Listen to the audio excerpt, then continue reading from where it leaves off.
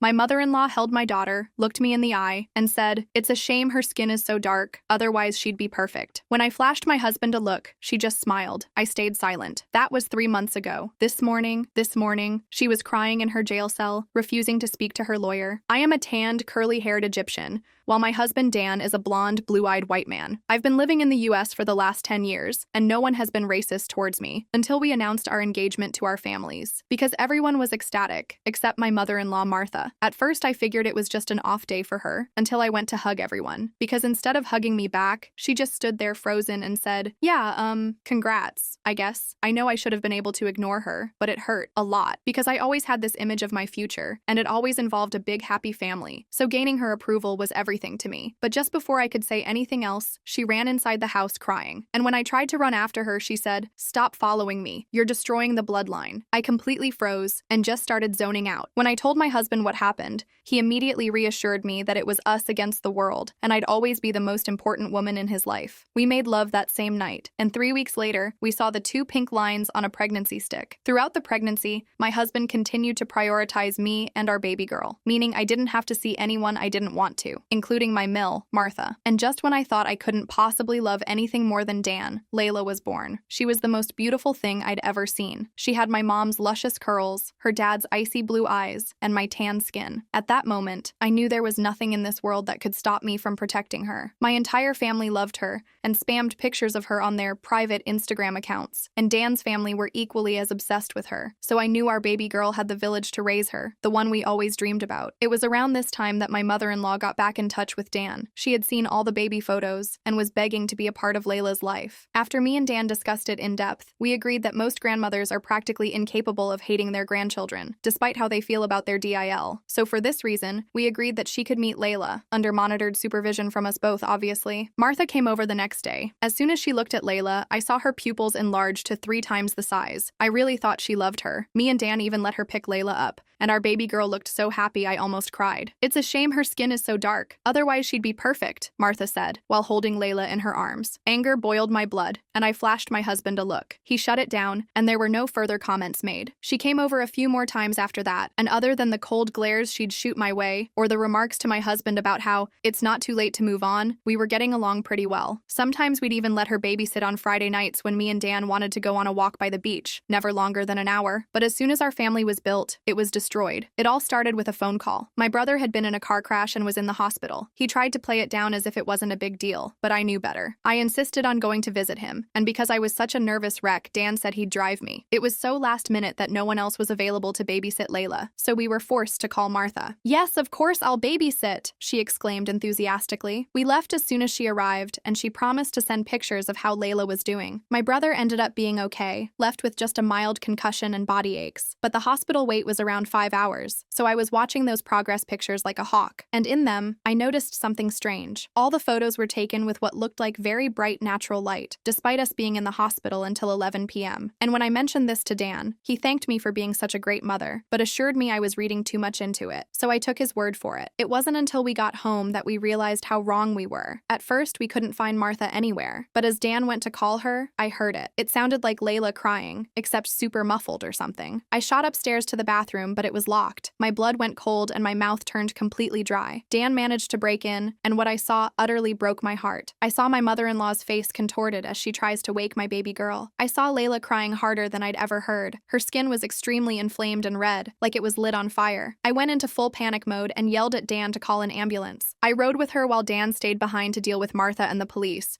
who had arrived right after the ambulance. As they closed the ambulance doors, I caught a glimpse of Dan standing in our doorway, looking utterly broken as he watched us leave. In the ambulance, the paramedics started an IV for Layla and monitored her vitals. They explained they needed to get the chemicals off her skin as soon as possible and treat the burns. I just sat there, holding her tiny hand and crying, completely in shock. The paramedic kept asking me questions about Layla's medical history, allergies, and what time we thought the cream had been applied. I answered mechanically, my eyes never leaving my daughter's face. At the hospital, they took Layla straight to the emergency treatment area. A team of doctors and nurses surrounded her immediately. They carefully washed the cream off her skin using some kind of special solution, then applied burn treatments. Layla cried the entire time, and each sob felt like a knife in my heart. I stood in the corner of the room, hugging myself and fighting back nausea as I watched them work on my baby. The doctor in charge, Dr. Chen, came to talk to me after they had stabilized Layla. Her expression was serious, and I braced myself for the worst. The skin whitening cream that was applied to your daughter contains extremely dangerous chemicals, she explained. It's caused chemical burns over about 30% of her body. I couldn't speak, just nodded for her to continue. We've removed the cream and treated the burns, but she'll need careful monitoring. These chemicals can be absorbed through the skin and cause internal damage, especially to the kidneys and nervous system.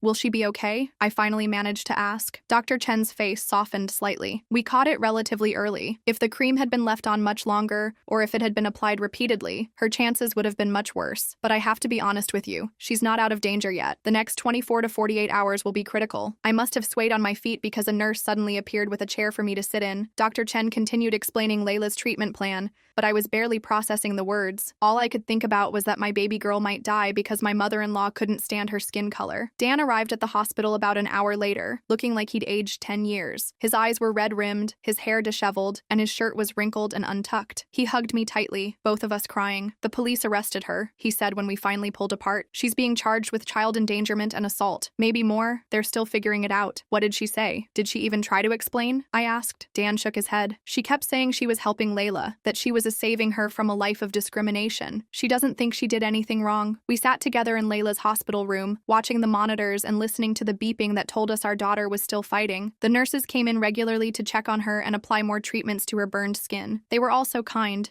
but I could see the horror in their eyes when they looked at what had been done to our baby. Around 3 a.m., Dr. Chen came back to check on Layla. She seemed cautiously optimistic. Her vitals are stable, and the blood tests show the toxins aren't at life-threatening levels, she told us. We'll continue the treatments and monitoring, but I'm more hopeful now than I was earlier. It was the first bit of good news we'd had, and I broke down crying again, this time from relief. Dan held me tight, his own tears soaking into my hair. The next morning, my parents arrived at the hospital. They had immediately booked flights after I called them with the news. My mom took one look at Layla and burst into tears. My dad just stood there, his face a mask of rage and grief. Who would do this to a baby? My mom kept asking through her tears. Who could be so evil? I couldn't answer her. I still couldn't wrap my head around it myself. The police came to the hospital to take our statements. They explained that Martha was being held without bail pending a psychiatric evaluation. The detective in charge, a woman named Detective Quinn, was gentle but thorough in her questioning. We found evidence that suggests this wasn't a spontaneous act, Detective Quinn told us. There were receipts in her purse for multiple jars of this cream, ordered weeks ago, and we found a journal at her house with entries about fixing the baby. Dan looked physically ill at this news. She planned this? All this time? Detective Quinn nodded grimly. It appears so. We also found photos on her phone that matched the ones she sent you last night, but they were taken days ago, at her house. She was sending you old photos to make you think everything was fine while she carried out her plan. That explained the weird lighting in the photos. They hadn't been taken last night at all. Martha had been planning this for who knows how long, just waiting for an opportunity to get Layla alone. The next few days were a blur of hospital rooms, doctor consultations, and police interviews. Layla slowly began to improve. The redness in her skin started to fade, and her blood tests showed the toxins were leaving her system. She was still in pain, but the doctors assured us that babies her age likely wouldn't remember the trauma. Dan was completely devastated. He kept blaming himself for letting his mother back into our lives, for not seeing what she was capable of. I didn't blame him. How could anyone predict something like this? But he couldn't forgive himself. I should have known, he kept saying. After what she said when we got engaged, I should have known she was dangerous. My parents stayed with us, taking shifts at the hospital so Dan and I could occasionally go home to shower and change. My dad, who had always been the gentlest man I knew,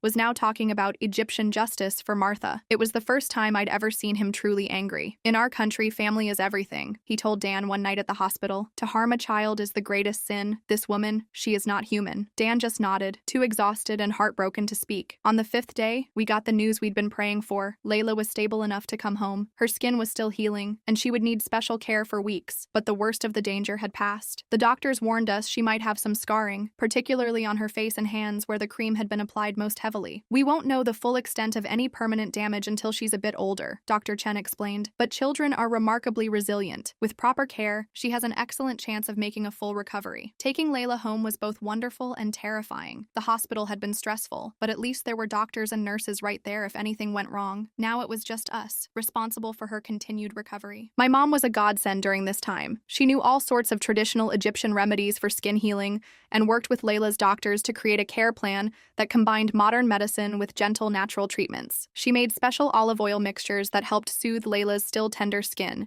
and sang old Egyptian lullabies that seemed to be the only thing that could get Layla to sleep. Dan's dad, Robert, and sister Jessica were horrified by what Martha had done. They came to visit as soon as Layla was home, bringing more gifts and offering any help we needed. Robert couldn't even look at pictures of Layla's injuries without tearing up. "I don't understand," he kept saying. "How could she do this? To her own granddaughter?" None of us had an answer. Martha's case was moving through the legal system. Her lawyer was trying for an insanity defense, claiming she had suffered some kind of psychotic break. The psychiatric evaluation had found she had extreme racial prejudices, but was otherwise mentally competent to stand trial. The prosecutor was pushing for the maximum charges possible. About 2 weeks after we brought Layla home, Detective Quinn came to our house with an update and more questions. "We found something concerning when we searched Martha's computer," she said, her expression grave. "There were emails between her and several other women in an online group called Pure Bloodlines. The content is disturbing, to say the least." She showed us printouts of some of the emails. They were full of racist rhetoric about preserving white genetics and reversing the damage of race mixing. There were even discussions about methods to correct biracial children, with Martha actively participating and sharing her plans for Layla. "These women were encouraging her?" I asked, feeling sick to my stomach. Detective Quinn nodded. "And not just encouraging, giving specific advice. The cream she used was recommended by another member who claimed to have used it on her biracial grandson." "Are you saying there are other children who've been hurt like Layla?" Dan asked, his voice shaking with anger. "We're investigating that possibility now. This group has members across several states. We're working with other jurisdictions to identify them all." This new information changed everything. What Martha had done wasn't just the act of one racist woman. It was part of an organized effort to harm biracial children. The thought that there were other babies out there suffering like Layla had made me physically ill. That night, after Detective Quinn left, Dan and I had a long talk about what we wanted to do next. We were both angry, like really angry, but also exhausted and focused on Layla's recovery. "I want to make sure this never happens to another child," I said as we sat on our bed, Layla finally asleep in her crib next to us. "I don't know how, but we have to do something." Dan nodded, taking my hand. "We will, I promise. But first, we need to get through the trial. Make sure my mother pays for what she did." The preliminary hearing was scheduled for the following week. Our lawyer advised us that it would be the first of many court appearances. Martha was facing multiple felony charges, and the discovery of the online group had added potential hate crime enhancements. The day before the hearing, I was changing Layla's bandages when I noticed something that made my heart skip. The skin on her cheek, which had been one of the worst burned areas, was healing better than expected. The angry redness had faded, and there was less scarring than the doctors had predicted. "Look," I said to Dan, carefully turning Layla's face so he could see. "It's healing." Dan leaned in, his eyes filling with tears. "She's going to be okay, isn't she? Our little fighter." I nodded, unable to speak through my own tears. In that moment, looking at our beautiful daughter who had survived something so horrible, I felt a surge of determination unlike anything I'd ever experienced before. Martha had tried to destroy our family. She had nearly killed our daughter because of the color of her skin. And now we knew she wasn't alone. There were others like her, targeting innocent children because of their mixed heritage. I gently stroked Layla's healing cheek, her blue eyes looking up at me trustingly. "Martha's about to find out exactly what happens to people who mess with our family," I said quietly. Dan looked at me, a new resolve in his eyes matching my own. "Yes, she is. And so is everyone else involved in that group." We didn't know exactly what form our fight would take yet. Legal action, advocacy, public awareness, probably all of the above. But we knew one thing for certain. What happened to Layla would not be in vain. We would make sure of it. As I looked down at my daughter, I remembered something my grandmother used to say. "Never mistake an Egyptian's kindness for weakness. We forgive, but we never forget." Martha and her racist friends were about to learn that lesson the hard way. The next morning, we headed to the courthouse for Martha's preliminary hearing. I was a nervous wreck, barely slept the night before. My mom stayed with Layla while we went, promising to call immediately if anything changed with her condition. I hated leaving my baby even for a few hours, but I needed to look Martha in the eyes when she faced a judge. The courthouse was this massive stone building downtown. As we walked up the steps, I noticed a small group of protesters with signs supporting Martha. My stomach dropped when I read messages like, "Protecting our heritage isn't a crime," and "Free Martha." Dan squeezed my hand and we pushed past them without making eye contact. Inside was even worse. Martha's online friends had shown up in force. About 15 women, all white, all with that same pinched, hateful expression Martha always had when she looked at me. They whispered as we walked by,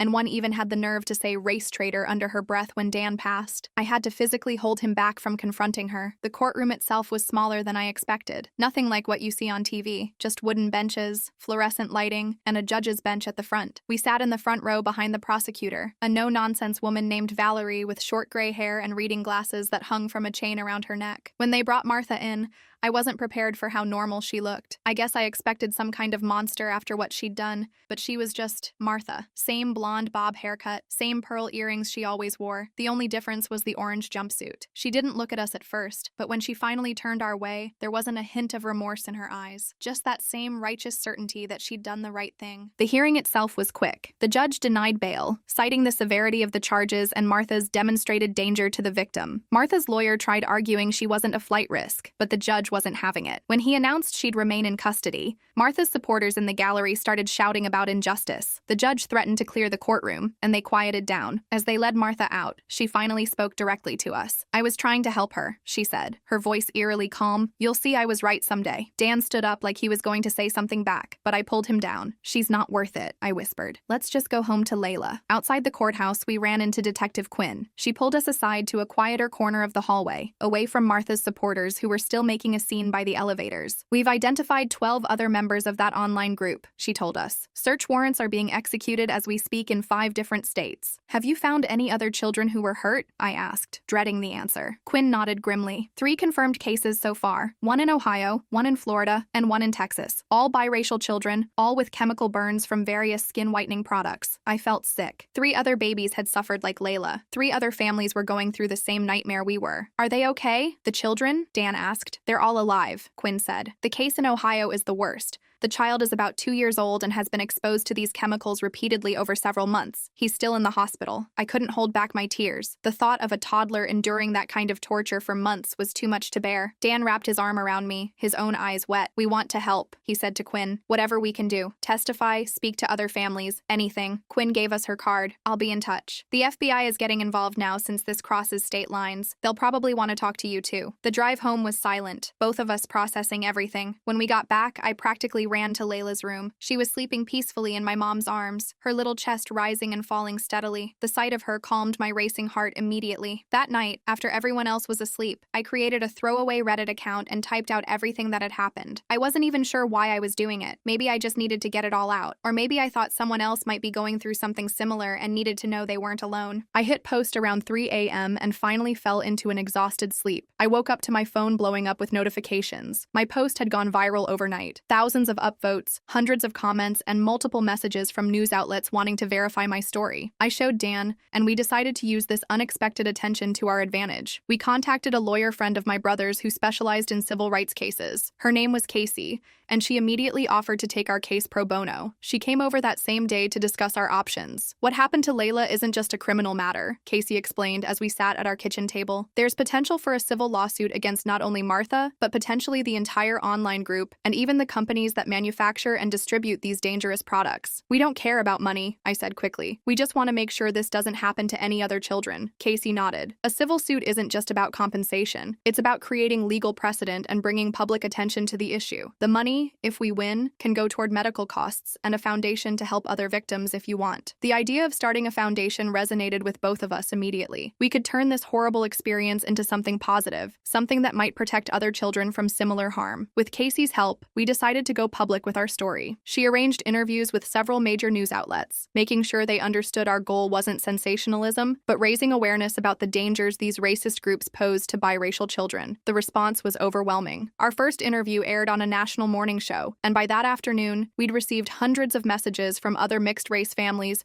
sharing their own experiences with racist relatives. Some were as horrific as ours, others were more subtle forms of discrimination, but all of them reinforced that this was a much bigger problem than most people realized. Martha's trial was scheduled for 6 months later. In the meantime, the FBI's investigation into the Pure Bloodlines group expanded gradually. They eventually identified over 50 members across the country, and arrests were made in multiple states. The evidence they uncovered was disturbing: detailed protocols for whitening biracial children, instructions for hiding evidence from parents, and even guidance on how to gradually increase chemical concentrations to avoid detection. Layla's recovery continued steadily. By the time she was 9 months old, most of her burns had healed completely. There was some slight slight scarring on her cheeks and hands, but the doctors were optimistic that even those would fade as she grew. Her pediatrician referred us to a dermatologist who specialized in chemical burn treatment, and he developed a long-term care plan to minimize any permanent damage. Throughout all of this, Dan's relationship with his father and sister grew stronger. Robert was absolutely devastated by what Martha had done and became one of our biggest supporters. He testified against her in pre-trial hearings, providing evidence of racist comments she'd made over the years that he'd previously dismissed as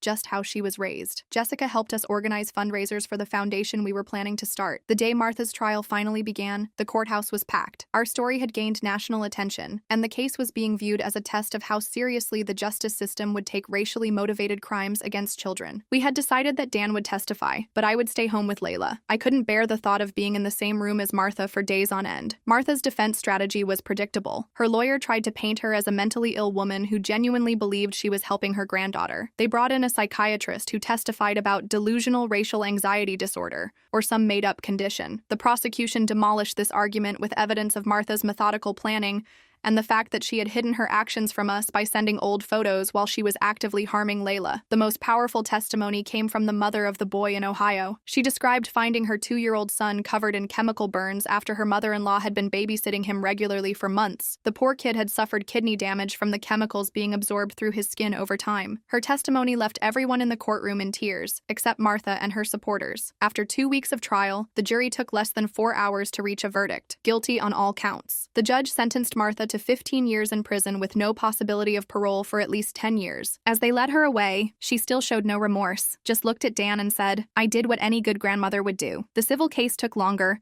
but ended with an even bigger impact. Casey was brilliant, building a case not just against Martha, but against the manufacturers of the skin whitening products that contained dangerous chemicals and were being illegally imported into the U.S. The companies settled for millions rather than face a public trial, and we used every penny to establish the Layla Foundation for the protection of biracial children. By Layla's first birthday, our foundation had already helped 5 families with medical expenses for children injured by similar attacks. We'd also started an education campaign targeting pediatricians, teachers, and social workers to help them identify signs of this specific type of abuse. The FBI credited our awareness efforts with helping identify several more cases that might otherwise have gone undetected. Layla herself was thriving despite everything she'd been through. Her curls grew back even more beautiful than before, and her blue eyes sparkled with mischief as she learned to walk, constantly getting into everything. The scars on her cheeks had faded to faint lines that were barely noticeable unless you knew to look for them. Her dermatologist said they would likely continue to fade as she grew. My parents eventually returned to Egypt but visited often. My mom insisted on FaceTiming daily to sing to Layla in Arabic, determined that her granddaughter would grow up knowing both sides of her heritage. Dan started learning Arabic too, practicing with Layla as they played together on the living room floor. About a year after the trial, we received a letter from Robert. He had filed for divorce from Martha and was legally changing his last name back to his mother's maiden name. He didn't want to share a name with someone who had done such a terrible thing. Jessica followed suit, and Dan decided to do the same. We all became Clarks instead of Millers, a small but meaningful way of distancing ourselves from Martha's legacy of hate. We moved to a new house in a different neighborhood, partly for a fresh start, and partly because our old place held too many painful memories. Our new home was in a much more diverse area, with neighbors from all different backgrounds. Layla had playdates with kids of every color, exactly the kind of childhood we had always wanted for her. On Layla's second birthday, we had a big party in our backyard. Friends, family, and even some of the other families we'd met through the foundation came to celebrate. As I watched Layla toddle around in her birthday crown, laughing and playing with the other children, I felt a sense of peace I hadn't experienced since before the attack. Dan came up behind me and wrapped his arms around my waist. "She's perfect," he whispered, watching our daughter. "Yes, she is," I agreed, exactly as she was meant to be. That night, after all the guests had gone home and Layla was asleep surrounded by her new toys, Dan and I sat on the porch swing, looking at the stars. We didn't talk about Martha or the trial or any of the darkness we'd been through. Instead, we talked about Layla's future, preschool options, whether she might want to play soccer or take dance classes, if she'd inherit my talent for drawing or Dan's for music. In the end, Martha failed. She tried to destroy our family, to erase Layla's Egyptian heritage, but she only made us stronger. Our daughter would grow up proud of both sides of her background, surrounded by people who loved her exactly as she was, and thanks to the foundation bearing her name, other biracial children would be protected from people like Martha. As for those Egyptian consequences I mentioned, well, Martha would spend the next decade in prison, her name forever associated with hatred and abuse. Her online group was dismantled, its members facing criminal charges across the country, and our family, the mixed, beautiful, loving family she had tried to tear apart, was thriving. Sometimes the best revenge isn't what you do to your enemies, it's living well despite them.